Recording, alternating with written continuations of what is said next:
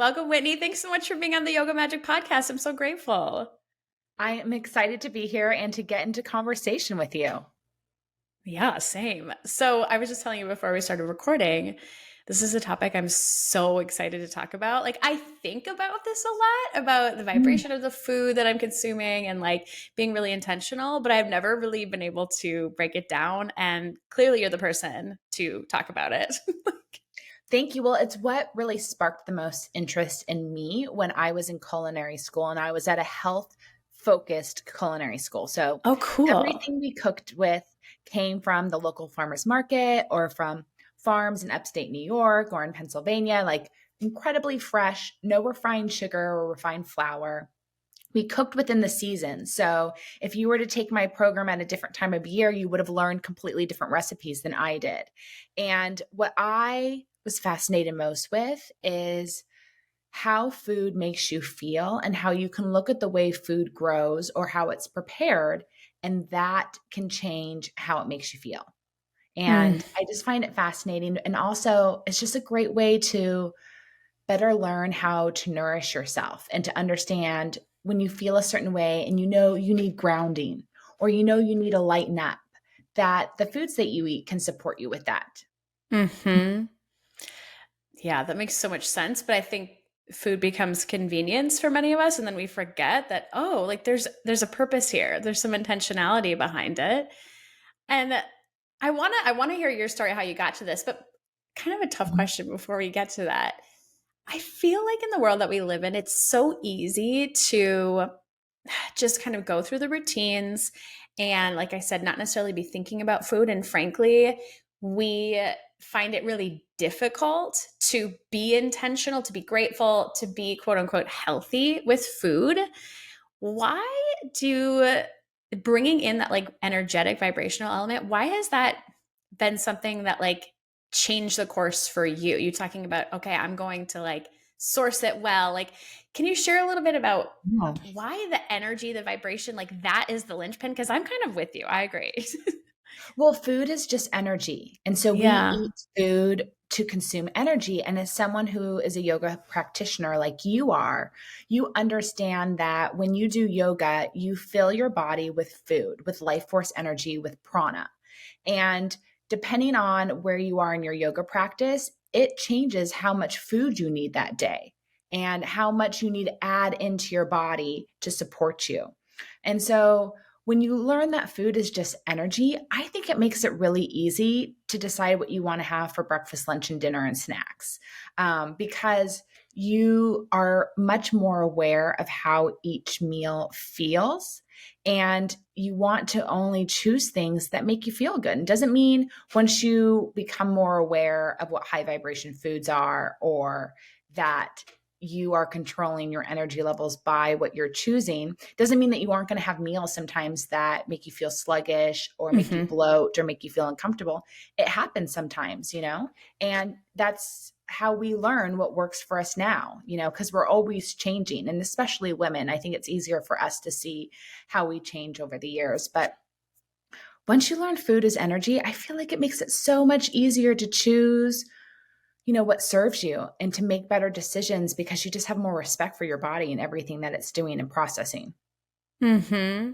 Yeah, I love that. That is true. Yeah, and almost like even more respect for the food itself because it's ultimately like we're all energy and it's one and the same, and it's a matter of just like what better version of myself am I choosing to connect with today? And Yeah.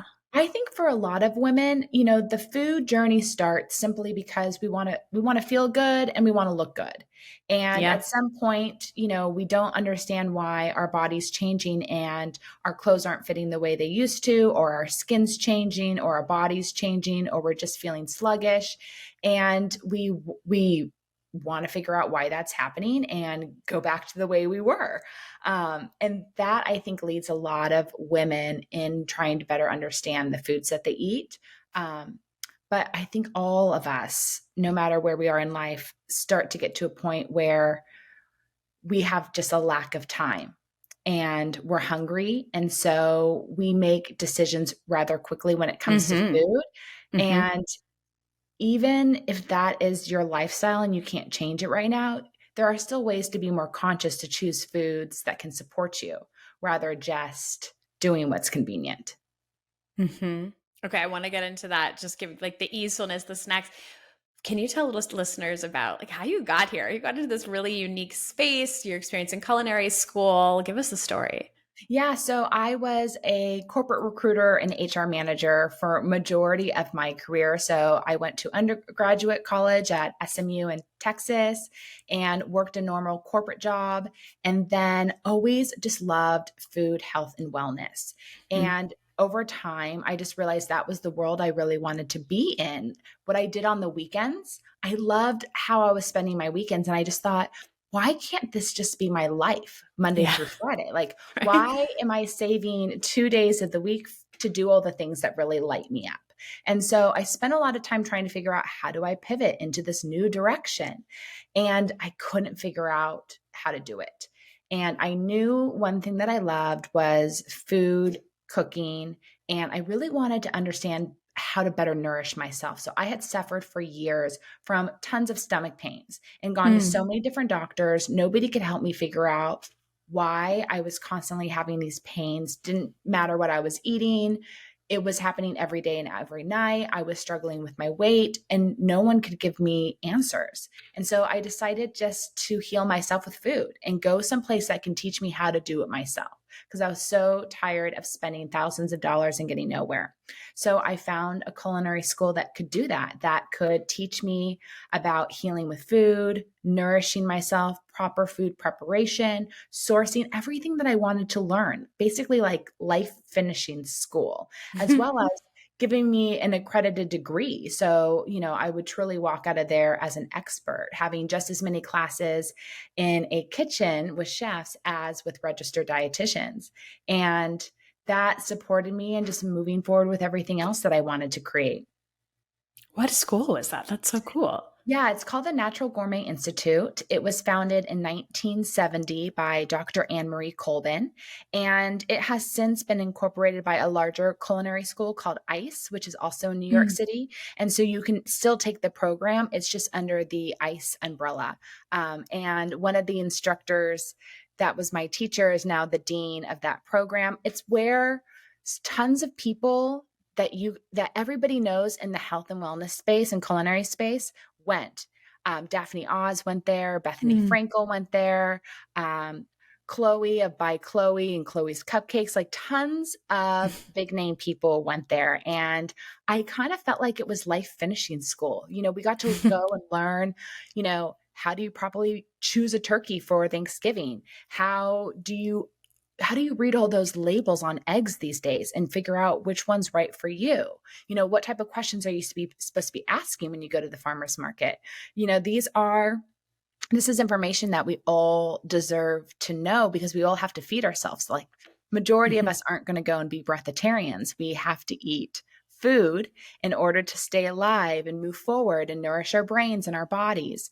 And I loved what I learned there. And I just don't feel like everyone else should have to stop their life for 8 months to go to a health focused culinary school to learn how to feed themselves. So that's what I'm trying to do, is share what I learned there so people can feel more empowered to support themselves and their body. Hmm. Yeah, you said it, empower themselves. And, as I'm like hearing you talk about all these options and things that we can learn, it makes me think about even just like the Instagram, the social media of it all, in terms of like being told all the time what we're supposed to be eating. I feel like there's a lot of shame around things, even like, okay, this baby food, I have little, so like this baby food versus this baby food. And I'm like, oh my gosh, I totally picked the wrong one. My baby's going to suffer. It's like I kind of know. a slippery slope. And I get really overwhelmed. And what I'm hearing you say is it ultimately comes back to oneself to figure this out. Is that true? I completely agree to that. And there's always good, better, best, but you have to meet Hmm. yourself where you are. Because if you're going to spend all day beating yourself up that you Yeah. weren't able to afford the organic version, or, that you had to take this shortcut and use a frozen bone broth instead of a homemade bone broth, that you had to go with a granola bar instead of making your own homemade snacks. I mean, you can beat yourself up all day, but that's not going to make you feel any better. And that's not going to help your digestive system or your nervous system or your mind. It's not going to serve you at all. So it's good, better, best. You have your ideal way that you want to eat, and you have to make game day decisions and learn to get comfortable when you can't make everything perfect Yeah. just the way you want it. And I think Mhm. if somebody travels a lot, they get to that place really quickly, because sometimes you're just in circumstances, especially when you're traveling to far off places, where you're going to eat what is available, and that's all that's available. One time I was in North Vietnam in the rice fields for 3 days. And all that was available for lunch every day where we were was a baguette with an egg and butter.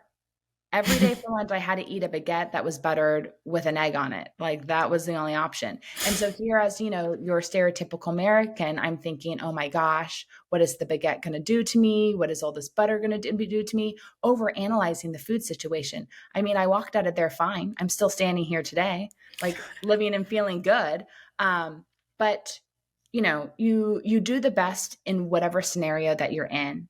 And if something you're eating doesn't make you feel good, then you know not to choose that next time.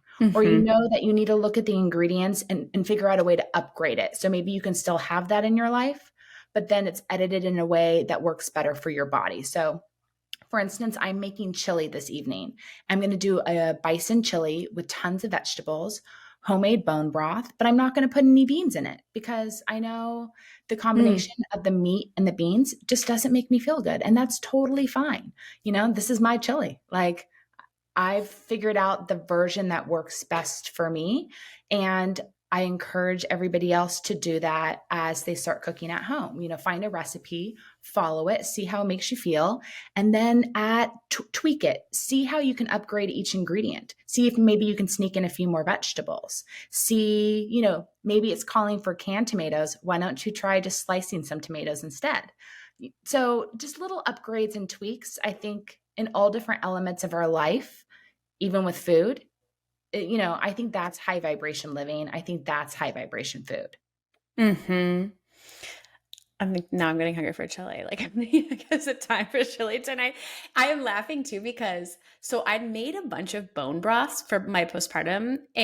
and I like homemade. I was like, I'm gonna get the bones. I'd never done it before. It was so fun. And like Whitney, they were so bad. They were so gross. I did not season them very good, clearly.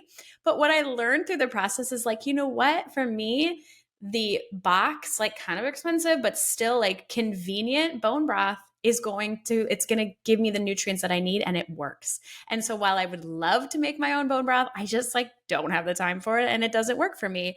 And like what you're saying just makes me feel better about that. Like it's okay. We don't need to do Yeah. that. Now, as a chef, I've worked so many different jobs in restaurants. And one of the first jobs I had coming out of culinary school, knowing that I could not go back to being an HR manager and recruiter, but I needed to make money, I had to pay the bills. I got a job as a juicer at a restaurant. So I would Okay. juice massive amounts, all different types.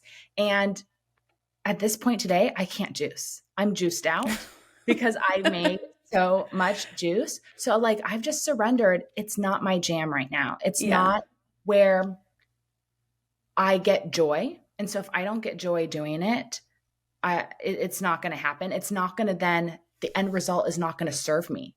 It's not going to Mhm. be a delicious, nourishing meal because I'm going to have so much anger and resentment as I'm pushing the vegetables through the funnel. So if I want juice, I'll just go buy it. And I just surrender to that. Yes, it's going to cost more, but like, I am paying for that convenience, and I am so grateful for that convenience. Mhm. So you pick and choose your battles.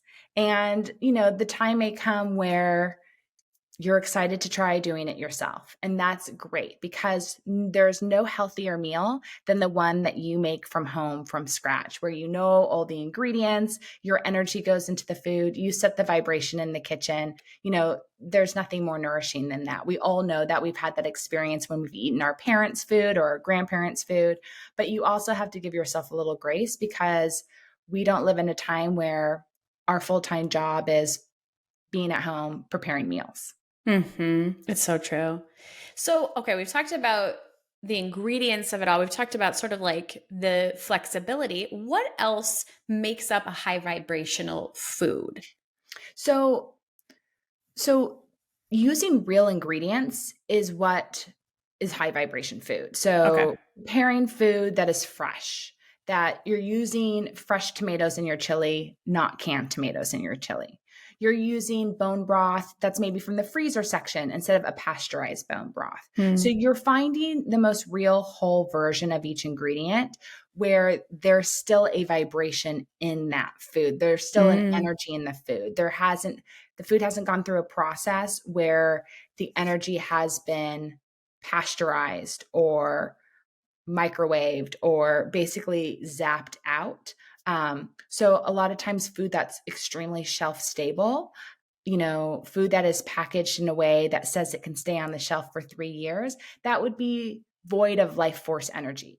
That would be a low vibration food. But then we can also look at the way food grows, and that'll give us an insight into the vibrational energy it's going to pass on to you.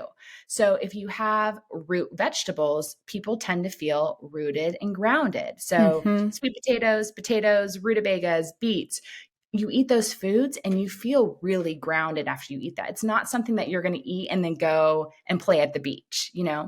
But if you're going to head to the beach, you usually want to eat food that makes you feel light. So you tend to eat food that grows above ground and is growing towards the sun, towards the light. So that could be, a light salad. It could be green beans. It could be, cherries, fruit hanging from a tree like apples or nectarines or plums, cucumbers, things that tend to be lighter and are hanging or moving towards the sun. And you can see those foods make you feel completely different. And there's a time and season and place for eating both of them.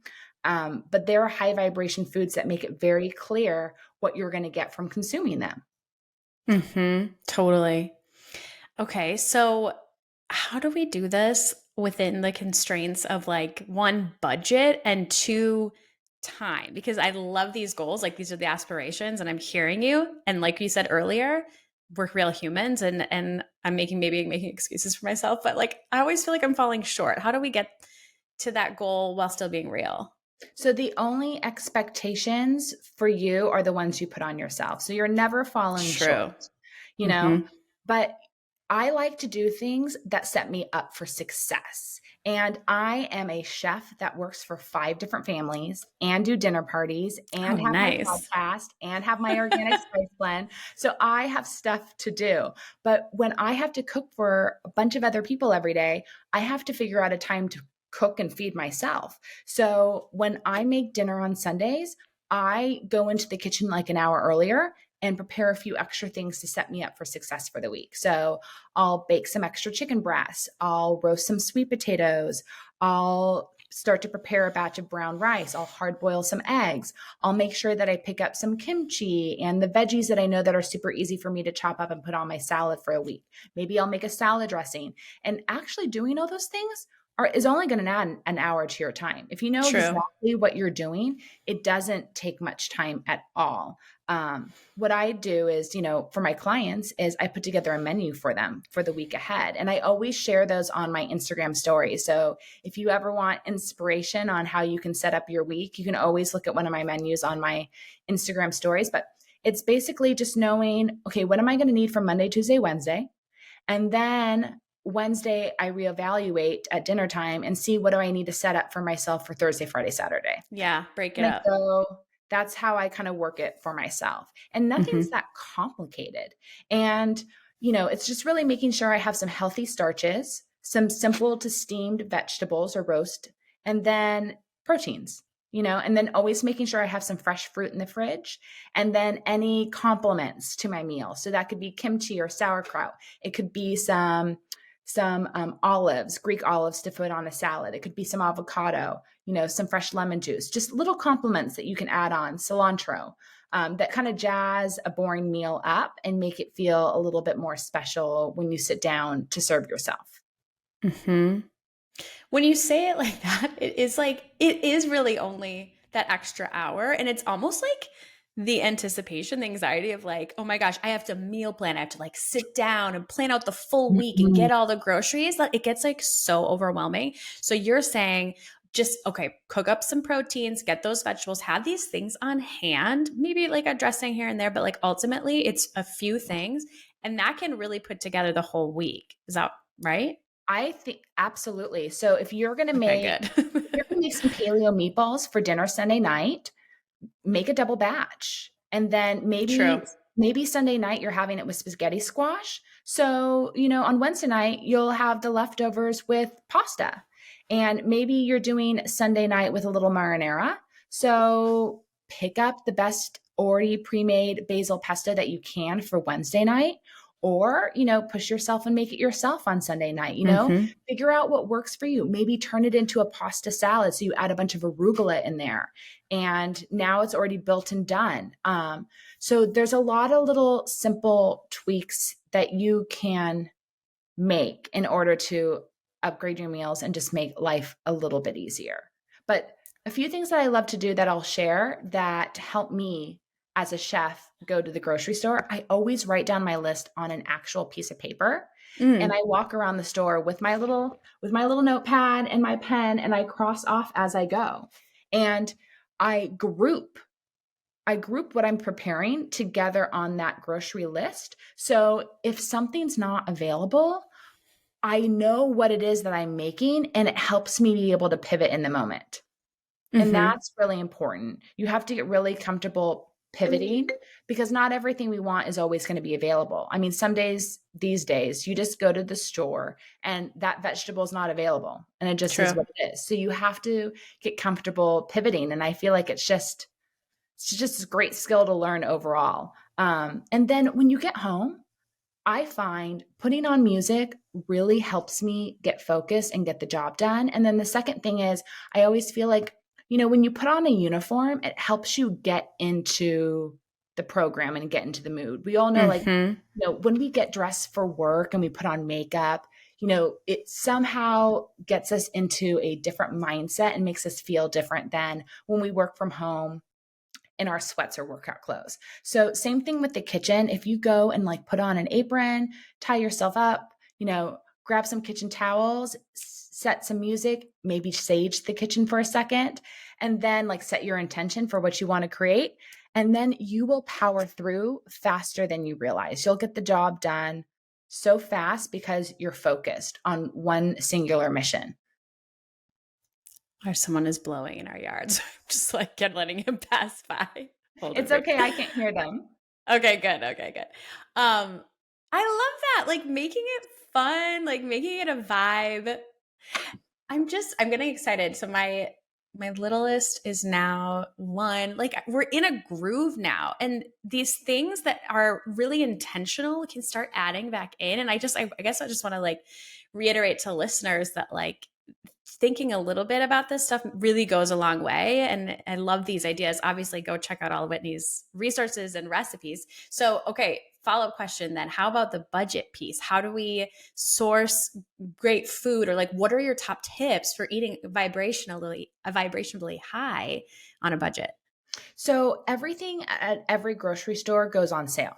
So everything you want at the grocery store will ultimately go on sale. So if you're a regular at Whole Foods and there's a product that you really want to try, there's maybe a curry sauce you've wanted to try or an olive oil you've wanted to try, everything will go on sale. So you just watch it. And when it does go on sale, you buy double. You can get your brown Mm. rice on sale, your brown rice pasta on sale, everything. You just got to time it, and then that's when you stock up. But you'll also notice with vegetables, because that's what we really should be spending our money on, is the fresh ingredients. Same with the protein, same with the fish, that there'll be sale options. There'll be a time when they have an excess amount of halibut that came in, and the price will drop $10. Or you'll look at the vegetables and the asparagus is ridiculously priced. It'll be like $6 a bunch. And you're like, that's crazy, because asparagus isn't in season. That asparagus, it says Right. it's from Right. Mexico. That's why it's $6, because it's from another country. So you pass on the asparagus, you pivot, and you pick up the broccolini instead, or the rainbow chard, or you just pick up something else because there's something else that's actually in season, and it's a better price. The kale has dropped to $1.99. So you get the kale, you blanch it in salty water, You add like a little salsa on top or a little olive oil, and you just, you're forced to try something new because you wanted a green and you needed something that worked with your budget. But there are always options. And I Hmm. find the more you make food from scratch and you make it simple, the cheaper your grocery bills will be. Hmm. What about the eggs? What's the deal with eggs? Like, I know this is like everywhere. Like, what do you know what this is? And like, what do we do? So for eggs, I really prefer to buy my eggs at the farmer's market, or there's a particular place here in Orange County called Fermentation Farm. I buy my Mm. eggs from either of those locations. It's more expensive. It's $10 a case, sometimes a little bit cheaper if I buy more. And I've just surrendered to that's what it costs for me to get better quality eggs. And that's something I'd rather spend my money on. For some reason, here in Southern California, there hasn't been an egg issue. I think it really depends on what part of the country you're in. But if you're buying your eggs from small farms, I think you're getting a better quality product. And eggs are one of those things, just like certain meats, certain things I'd rather spend my money on knowing I'm getting an elevated product. I just want eggs from chickens that ate what chickens are supposed to eat, which are Hmm. worms, seeds, nuts, things that are on the beautiful ground that they're running and grazing through that hasn't been sprayed with herbicides, insecticides, pesticides. So Hmm. Hmm. that's one thing I'm really willing to splurge on. However, if I'm baking a bunch of cookies or desserts, that's when I usually will use a different egg from the grocery store. And that's where I just try to find something that's pasture raised, um, an organic feed or a non soy feed, and I go with that. Okay. So it's just again that flexibility. We have in our house, we live on this like old horse farm Ooh. and we have a chicken coop and like Yeah, we've had dogs. We just like haven't been able to have one. And I'm like, this is maybe my sign that it's time to have chickens, but that's I don't know. amazing. That's like a lot of work. We'll What a see. blessing. Well, you know what? I If know. if you're cooking from home more, you're easily going to have scraps. So you already are going to have the food for the chickens. It's just, making sure you go out and feed them every day Yeah. and Keep them pick up warm in your the eggs. Minnesota winter. That's the challenge. But it might be a great activity for your daughter when she's just a little I bit agree. older. I agree. That might be the vibe. I like that. Yeah, instead of a dog, she has chickens. She has chickens out. I love that. So, okay, on the other side of this, like you've talked a lot of the what and how we can live in this way. Can you talk a little bit about like what it feels like when you are eating in this high vibrationally way? Like what are the benefits? Like why might someone want to say like, yeah, I'm in. Let's do this. Because it feels so good to wake up in your body every morning and feel good and look good. I mean, because Mhm. then you're in a space where you can go out and conquer your day, that you want to do all the activities that are on your calendar, that you want to go and push yourself a little bit more, that you have the energy to fulfill your goals and your dreams and to network and to have fun and to play. You know, what's the point of living if you aren't having fun and enjoying life and moving and growing and evolving? And you should be able to feel good in your body every day to do that. And when we're young, it's so easy to eat processed dead food and still be able to get by. But at some point your body just says, enough. You have to fill me with good quality fuel. Just like if you spend the money on a really good quality car, you have to change the fuel that you put inside it, or it's not going to run efficiently. And once you upgrade your fuel, you will immediately feel it. You'll get better sleep. You'll be able to jump out of bed. You'll look different in the mirror. Your life will naturally start to change and evolve for your greatest and highest good without you, necessarily putting any additional effort into it. Yeah. Is this why when we get older, things like alcohol are a lot harder on our bodies as we're like, it's just like a low vibrational situation? Like, is that what happens? I completely agree. So I don't drink at all. And I stopped actually in around 29, 30 is when I stopped drinking, when I didn't make me feel good anymore. And I didn't like how I felt for those 2 days after. And occasionally it's something that I partake in if I'm going to a winery, if I'm traveling, if it's a special event. But I notice I choose the highest quality that I can have access to. So, small family farm, organic, no pesticides, herbicides, all the things. And, I give myself a glass or two. I have it early, not late at night. And I kind of set the intention as well. I kind of tell my body how I want it to Yeah. react and how I want to be able to get up and go the next day. And it works a lot better for me. But also, if I am indulging in a glass of wine, which I haven't for years, but if I ever do, I don't go and eat a bunch of junk while I'm drinking that glass of wine. I Mm-hmm. don't drink the glass of wine and then also eat a bunch of sugar and have dessert. I know that if I'm eating the glass of wine, I need to balance my body. So I need to fill it with some good proteins and some good veggies. I need to hydrate. I'm just more conscious and I'm okay with that. Mm-hmm. That may not work with everyone. That's totally fine. But I'm the only one in this body and I'm the only one that knows how I'm going to feel. So I have to make the best decision for me and not worry about other people's judgments. And that was really hard like 10 and 15 years ago when I was really the Yeah. outlier on this subject line, and people were like, why aren't you drinking? Or why aren't you drinking more? Or why are you eating that? Because we aren't participating in that and you're making us feel uncomfortable. You have to get really comfortable with your choices and know that you're doing it for you. And it doesn't matter. It doesn't matter because, they're not in your body. Mm-hmm. Mm-hmm. Yeah, I'm definitely on that journey as well. And it's been a while. And like, yeah, it's nice to indulge every once in a while and like literally no shame or pressure to anyone. It's just that if something doesn't make you feel good, like everything we're talking about, you don't have to do it. You don't have to. And like you said, it's okay to maybe be a little bit uncomfortable at first, but like eventually it's like, whoa, this outweighs everything else. I'm in love. Like, let's please do Doesn't it? this. I mean, nothing feels better than getting up on a Saturday morning to have the whole day ahead to do whatever you want, you know, Yeah, the whole or weekend because you're like, now we can do Sunday too. Yeah. it's just the best feeling and it's addictive. And the next thing yeah, it's life changing, I think. Mm-hmm. Mm-hmm. Okay, so like I said, I have girls and I try to talk really neutrally about food. Like that's a whole nother conversation around like how we talk with kids about food. Mhm. But how would you talk with someone, a little young person, about high vibration food? Like what can you share some insight into that? Yeah. So if I was talking about a little kid about eating high vibration food, we're talking about food that makes us feel good. And we're talking Mm-hmm. about real fresh food.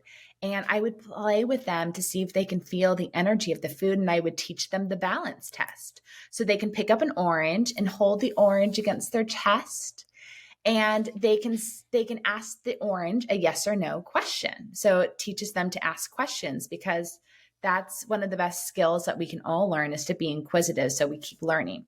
And they can ask their body if this orange is right for them or if they should eat the orange.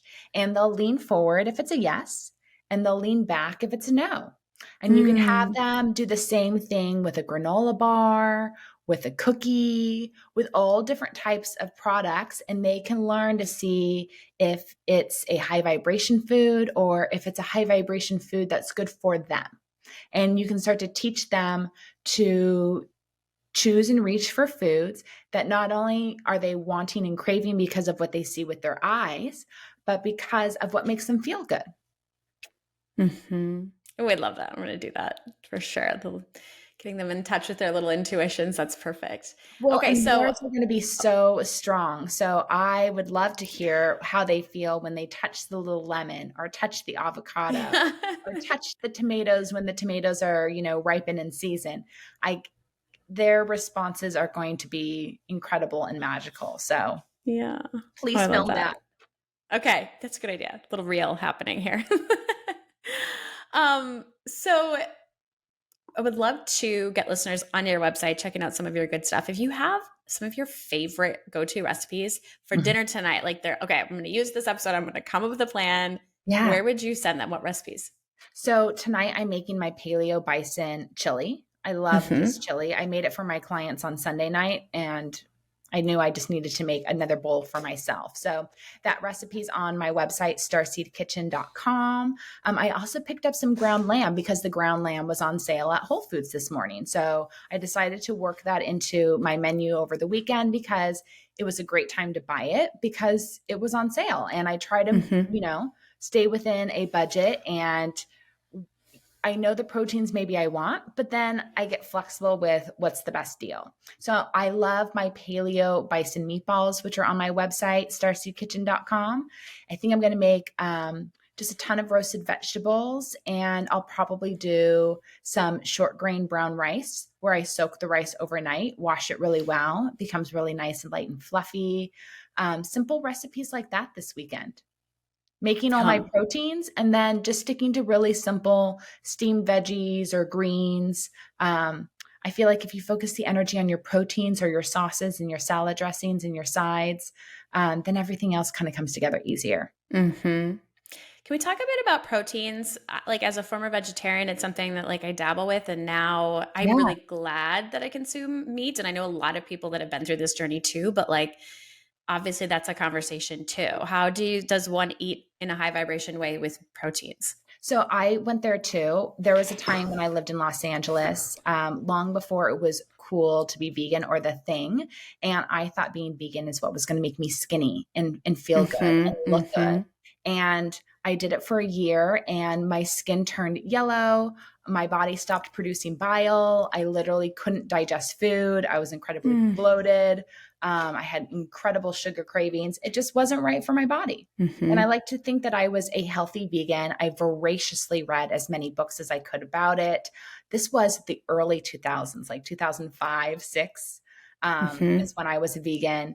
And it just wasn't right for my body. And so, the great thing as we try to figure out what works for us is learning about your blood type and your heritage and where your family comes from and the type of foods that you've eaten generationally, and also what grows naturally in the area you're currently living in. All those things are great in supporting the type of nourishment you need now. And I need animal meats. And so, Hmm. good, better, best. I try to choose the best quality animal meats as I can. So, the dream is to be able to have 100% pasture raised chickens and 100%, you know, pasture raised, field harvested animal meat. And so field harvested animal meat means that the land that the cow or the bison lived on, that's also where they're processed. They're never put in the back of a truck and shipped for 5, 6 hours down the road to a Hmm. processing facility. It's much more humane and gentle on the animal to do this on their land, and then their body isn't being filled with as much cortisol. So then you aren't eating as much cortisol. So that's the dream, but that's not always available. Right. You can't, we all can't go to the farmer's market every week and buy our proteins. So for me, as a chef that goes to the grocery store 5 to 6 days a week, I can't Hmm. even do that.